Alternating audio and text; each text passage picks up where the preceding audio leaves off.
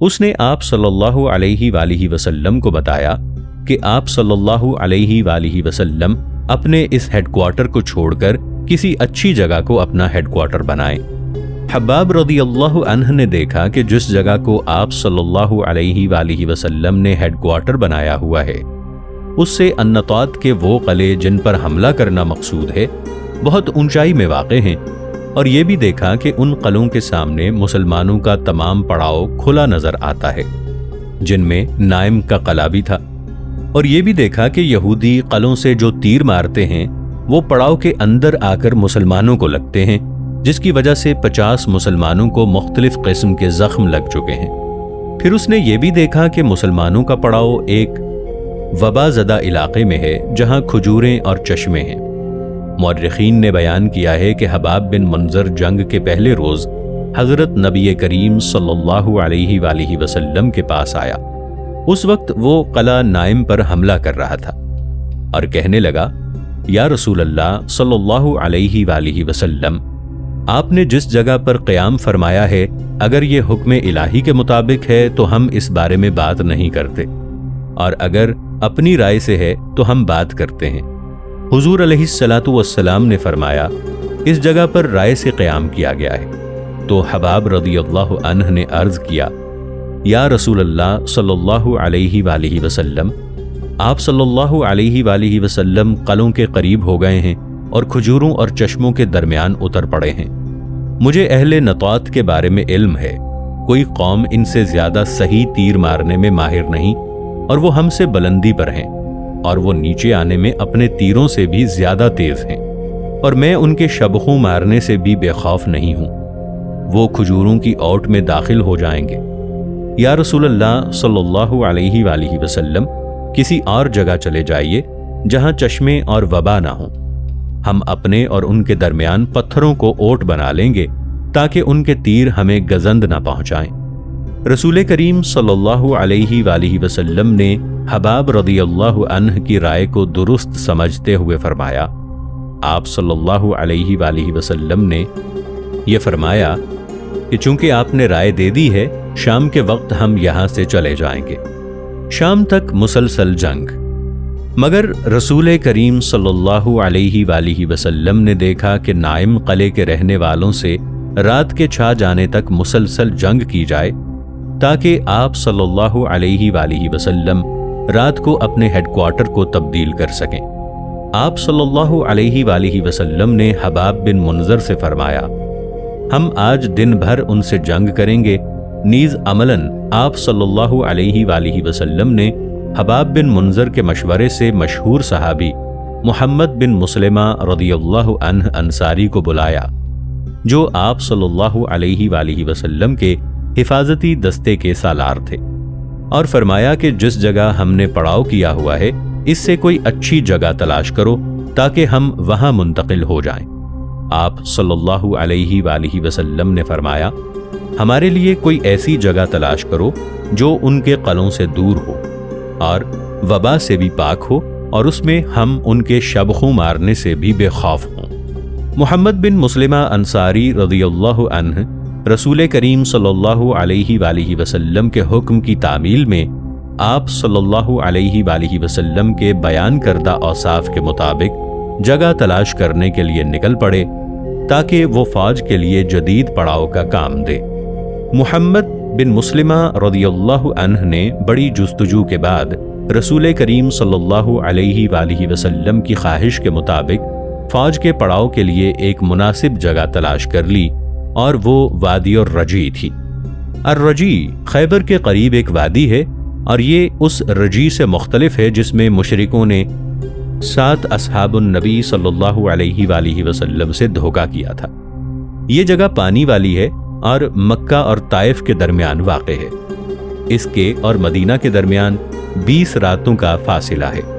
اس نے حضرت نبی کریم صلی اللہ علیہ وآلہ وسلم کی خدمت میں جبکہ آپ صلی اللہ علیہ وآلہ وسلم قلعہ نائم کے سامنے جنگ کر رہے تھے آ کر عرض کیا، یا رسول اللہ صلی اللہ علیہ وآلہ وسلم، میں نے آپ صلی اللہ علیہ وآلہ وسلم کے لیے جگہ تلاش کر لی ہے۔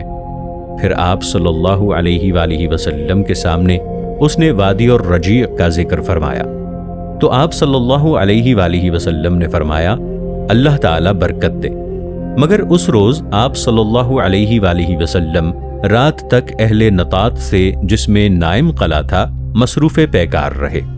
آپ صلی اللہ علیہ وآلہ وسلم قلعے کے نشیب سے جنگ کرتے تھے اور یہودی بھی اس دن اکٹھے ہوئے تھے۔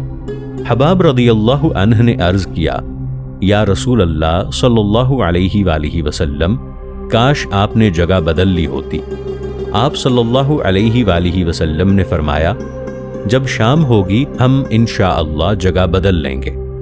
یہودیوں کی تیر اندازی سخت ہو گئی، یہاں تک کہ ان کے تیر مسلمانوں کے پڑاؤ میں آ کر پڑنے لگے، بلکہ اس سے آگے بھی گزرنے لگے اور مسلمان ان تیروں کو اٹھا کر پھر ان کی طرف مارتے۔ ناظرین، آگے بڑھنے سے پہلے کامنٹ سیکشن میں ہمیں اپنی آراء سے ضرور آگاہ کیجیے گا کہ آپ کو ہماری یہ سیریز کیسی لگ رہی ہے۔ میں ہوں طاہر عبید چودھری۔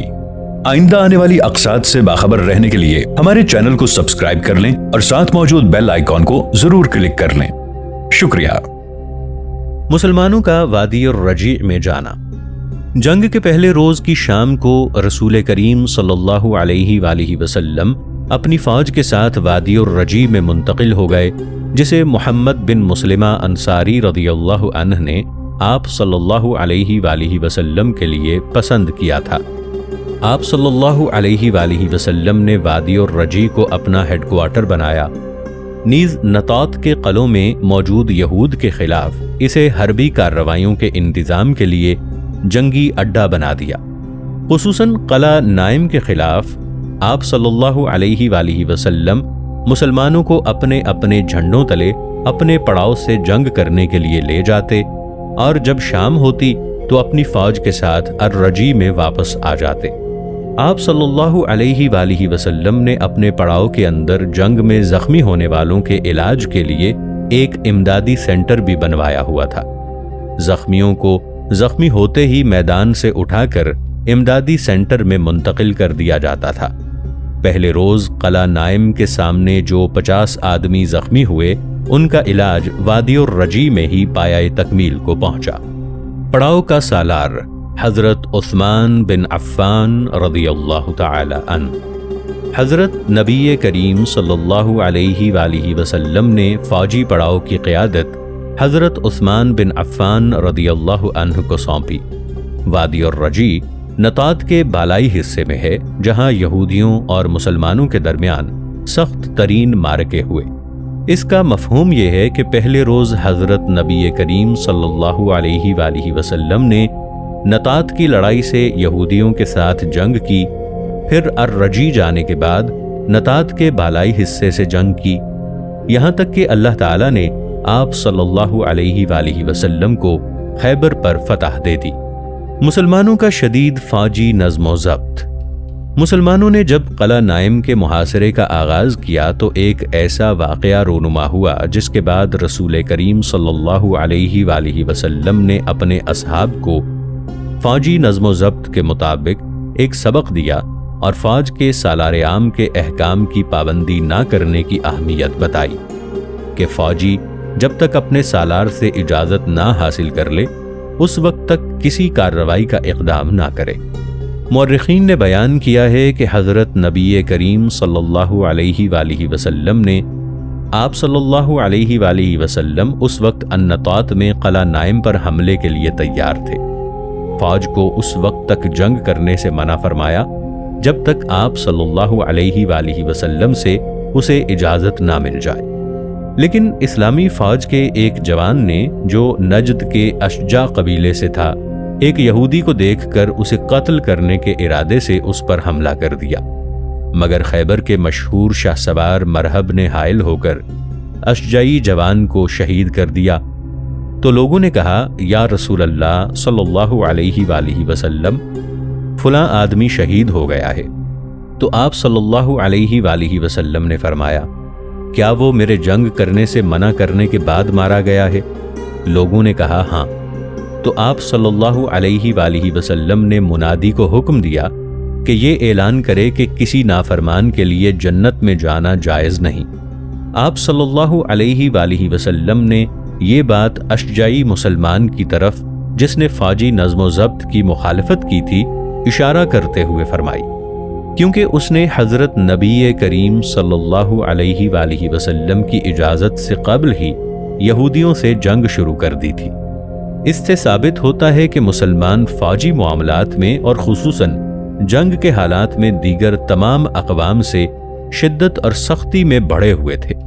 یہ ایک مسلمان جوان تھا جسے ایک یہودی نے میدان جنگ میں قتل کر دیا، لیکن اس کے باوجود حضرت نبی کریم صلی اللہ علیہ وآلہ وسلم کو اشجعی مسلمان کی یہ کارروائی ایک آنکھ نہ بھائی، اور آپ صلی اللہ علیہ وآلہ وسلم نے اسے نافرمان تصور کیا، جیسا کہ پہلے بیان ہو چکا ہے۔ اسلام کی وسعت اور آسائش۔ قلعہ نائم کے محاصرے کے دوران یہودیوں کے ایک غلام نے اسلام قبول کر لیا اور مسلمانوں کے ساتھ مل کر لڑا اور مارا گیا، اور خدا تعالیٰ کو ایک سجدہ کیے بغیر جنت میں داخل ہو گیا، کیونکہ وہ جس روز مسلمان ہوا اسی روز نماز کا وقت آنے سے پہلے ہی شہید ہو گیا۔ تاریخ میں بیان ہوا ہے کہ اسلم نامی حبشی جو خیبر کے 5 سرداروں میں سے کسی ایک کا غلام تھا، عامر کا غلام تھا جو مرہب کے ساتھ مارا گیا تھا، جو عامر یہودی کی بکریاں چرایا کرتا تھا، اس نے جب اہل خیبر کو قلعہ بند ہوتے اور جنگ کے لیے تیاری کرتے دیکھا تو اس نے ان سے اس بارے میں پوچھا۔ انہوں نے جواب دیا کہ ہم اس شخص سے جنگ کر رہے ہیں جو اپنے آپ کو نبی خیال کرتا ہے۔ یہ بات اس کے دل میں گھر کر گئی اور وہ اپنی بکریوں کو ہانکتا ہوا رسول کریم صلی اللہ علیہ وآلہ وسلم کے پاس آ گیا۔ پھر اس نے آپ صلی اللہ علیہ وآلہ وسلم سے ملاقات کرنا چاہی تو آپ صلی اللہ علیہ وآلہ وسلم نے اسے ملاقات کی اجازت عطا فرما دی۔ جب وہ آپ صلی اللہ علیہ وآلہ وسلم کے پاس آیا تو اس نے کہا، اے محمد صلی اللہ علیہ وآلہ وسلم، آپ کیا کہتے ہیں اور کس بات کی دعوت دیتے ہیں؟ آپ صلی اللہ علیہ وآلہ وسلم نے بڑی کشادہ دلی سے فرمایا، میں اسلام کی دعوت دیتا ہوں، اور یہ کہ تو گواہی دے کہ اللہ تعالیٰ کے سوا کوئی معبود نہیں، اور میں اللہ تعالیٰ کا رسول ہوں، اور تو اللہ تعالیٰ کے سوا کسی کی عبادت نہ کر۔ غلام نے عرض کیا، اگر میں یہ شہادت دے دوں اور اللہ تعالیٰ پر ایمان لے آؤں تو مجھے کیا ملے گا؟ آپ صلی اللہ علیہ وآلہ وسلم نے فرمایا، اگر تو اس شہادت اور ایمان پر مرے تو تجھے جنت ملے گی۔ پس اسلام نے اس کے دل میں گھر کر لیا اور وہ مسلمان ہو گیا۔ امانت کے متعلق سبق۔ پھر اس حبشی نے کہا، یا رسول اللہ صلی اللہ علیہ وآلہ وسلم، یہ بکریاں میرے پاس امانت ہیں، اب میں ان کے بارے میں کیا کروں؟ آپ صلی اللہ علیہ وآلہ وسلم نے فرمایا، انہیں فوج سے باہر نکالو، پھر انہیں ہانک دو اور کنکریاں مار دو، اللہ تعالیٰ تیری طرف سے یہ امانت ادا کر دے گا۔ حبشی نے کھڑے ہو کر کف بھر کنکریاں لیں اور اپنے سامنے پھینک کر کہا، اپنے مالک کی طرف واپس چلی جاؤ، خدا کی قسم میں تمہارے ساتھ نہیں رہوں گا۔ وہ بکریاں اکٹھی ہو کر چل پڑیں، ایک ہانکنے والا انہیں ہانکتا جاتا تھا یہاں تک کہ وہ قلعہ مرہب میں داخل ہو گئیں۔ پس یہودی کو پتہ چل گیا کہ اس کا غلام مسلمان ہو گیا ہے۔ مورخین بیان کرتے ہیں کہ حضرت علی بن ابی طالب رضی اللہ عنہ قلعہ نائم کے یہودیوں سے لڑنے کے لیے جھنڈا اٹھا کر نکلے اور ان کے پیچھے پیچھے یہ حبشی بھی یہود سے لڑنے کے لیے گیا اور شہید ہو گیا۔ اسے اٹھا کر امدادی سینٹر میں لایا گیا تو رسول کریم صلی اللہ علیہ وآلہ وسلم نے اسے دیکھ کر اپنے صحابہ سے فرمایا کہ اللہ تعالیٰ نے اس غلام کو عزت دی ہے اور اسے خیبر کی طرف لایا ہے۔ میں نے اس کے سر کے پاس 2 موٹی آنکھوں والی حوریں دیکھی ہیں، حالانکہ اس نے خدا تعالیٰ کو کبھی سجدہ بھی نہیں کیا۔ اور دوسری روایت میں ہے کہ ایک سیاہ فام آدمی رسول کریم صلی اللہ علیہ وآلہ وسلم کی خدمت میں آ کر کہنے لگا، میں ایک سیاہ فام، قبیح چہرہ اور بدبودار آدمی ہوں اور میرے پاس کوئی مال نہیں، اگر میں ان لوگوں کے ساتھ لڑتا ہوا مر جاؤں تو کیا میں جنت میں داخل ہوں گا؟ فرمایا ہاں۔ تو وہ آگے بڑھ کر لڑا یہاں تک کہ وہ قتل ہو گیا۔ حضرت نبی کریم صلی اللہ علیہ وآلہ وسلم نے اس مقتول کے پاس آ کر فرمایا، اللہ تعالیٰ نے تیرے چہرے کو خوبصورت بنا دیا ہے اور تیری بو کو پاکیزہ بنا دیا ہے اور تیرے مال کو بڑھا دیا ہے۔ پھر فرمایا، میں نے اس کی 2 بیویوں کو دیکھا ہے جو موٹی آنکھوں والی حوروں میں سے ہیں، جو اس کا جبہ اتار رہی ہیں اور اس کی جلد اور جبے کے درمیان داخل ہو رہی ہیں۔ النطاط کے قلعوں میں مضبوط ترین قلعہ نائم تھا۔ قلعہ نائم پر قبضہ کرنے کے لیے اس کے سامنے مسلمانوں نے جو سخت جنگیں کیں، ان سے یہ پتہ چلتا ہے کہ وہ خیبر کا مضبوط ترین قلعہ تھا اور اس کی مدافعت کرنے والے یہودی خیبر کے شجاع ترین اور سخت جنگ باز یہودی تھے۔ اس کی دلیل کے لیے یہی بات کافی ہے کہ خیبر کا شاہ سوار مرہب اس مضبوط قلعے کی دفاع کی قیادت کر رہا تھا اور اس کی مدد 2 ایسے شاہ سوار کر رہے تھے جو جرت و شجاعت میں اس سے کم نہ تھے، اور وہ اس کے دونوں بھائی یاسر اور حارث تھے۔ یہ تینوں سالار مبارزت میں مسلمانوں کے ہاتھوں مارے گئے۔ ان جانباز شاہ سواروں کے مرنے کے بعد ہی مسلمانوں نے قلعہ نائم کو فتح کیا، جس کی تفصیل آئندہ بیان ہوگی۔ قلعہ نائم کے محاصرے میں شدت۔ اس قلعے کے دفاع میں اگرچہ آل مرہب اور اس کی فوج نے بہادری کے کئی کارنامے دکھائے اور یہود کی سخت مقاومت سے مسلمانوں کو بڑی پریشانی لاحق ہوئی، اور باوجود اس بات کے کہ اس علاقے کی آب و ہوا کی ناموافقت کی وجہ سے جیش نبوی کے بہت سے جوانوں کو بخار نے آ لیا، پھر بھی رسول کریم صلی اللہ علیہ وآلہ وسلم نے حکم دیا کہ اس مضبوط قلعے کے یہودیوں پر محاصرے کو سخت کر دیا جائے، جسے خیبر کی پہلی دفاعی لائن سمجھا جاتا تھا۔ مرہب کا قتل ہونا اور قلعے کا کھلنا۔ یہود نے اپنی شدید مقاومت کو جاری رکھا اور حضور علیہ الصلاۃ والسلام نے بھی اس قلعے کو فتح کرنے کے ارادے سے اس پر حملہ کرنے میں اصرار کیا۔ آپ صلی اللہ علیہ وآلہ وسلم نے مہاجرین و انصار کا ایک دستہ دوسرے دستے کے پیچھے قلعہ نائم پر حملہ کرنے کے لیے بھیجا، لیکن یہ سب دستے قلعے میں داخل ہونے اور اس کی مضبوطی کی وجہ سے اسے فتح کرنے اور یہود کی شدید مقاومت کی وجہ سے عاجز آ گئے۔ امتاع الاسماء کا مؤلف اس قلعے کے سامنے جنگ کی صورت کا حال بیان کرتے ہوئے کہتا ہے کہ آپ صلی اللہ علیہ وآلہ وسلم نے اپنا جھنڈا ایک مہاجر کو دیا مگر اس سے کچھ نہ بنا۔ پھر آپ صلی اللہ علیہ وآلہ وسلم نے ایک اور مہاجر کو جھنڈا دیا مگر اس سے بھی کچھ نہ بنا اور وہ واپس لوٹ آیا۔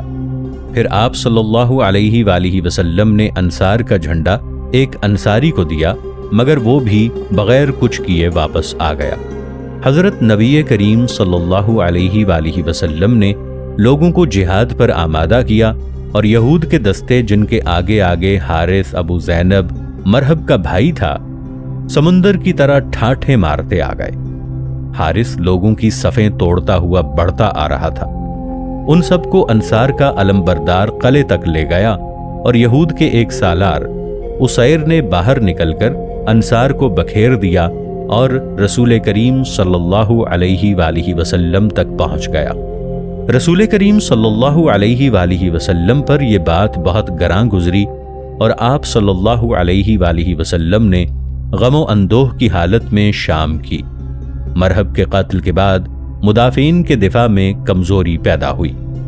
عامر بن عقو کا قتل۔ ابن کثیر نے البدایہ والنہایہ جلد 4 صفحہ 187 پر بیان کیا ہے کہ مرہب یہودی اپنے قلعے کے محاصرے کے دوران اپنی تلوار کے ساتھ ناز و ادا سے چلتا ہوا اور مبارزت طلب کرتا ہوا نکلا اور یہ اشعار پڑھ رہا تھا جن کا مفہوم کچھ یوں ہے کہ جب جنگ بھڑک اٹھتی ہے تو خیبر کو معلوم ہو جاتا ہے کہ میں ہتھیار بند اور آزمودہ بہادر مرہب ہوں، تو اس کے مقابلے میں سنان بن عقو نے نکل کر یہ شعر پڑھا جس کا ترجمہ کچھ یوں ہے کہ خیبر جانتا ہے کہ میں ہتھیار بند اور آزمودہ بہادر عامر ہوں۔ دونوں نے ایک دوسرے پر وار کیے تو مرہب کی تلوار عامر کی ڈھال پر لگی، وہ نیچے جھکا تو اس کی اپنی تلوار سے اس کی رگ کٹ گئی جس سے اس کی جان نکل گئی۔ اس واقعے کی تفصیل پہلے بیان ہو چکی ہے، جہاں عامر نے راستے میں رسول کریم صلی اللہ علیہ وآلہ وسلم کے لیے ہدی پڑھی تھی۔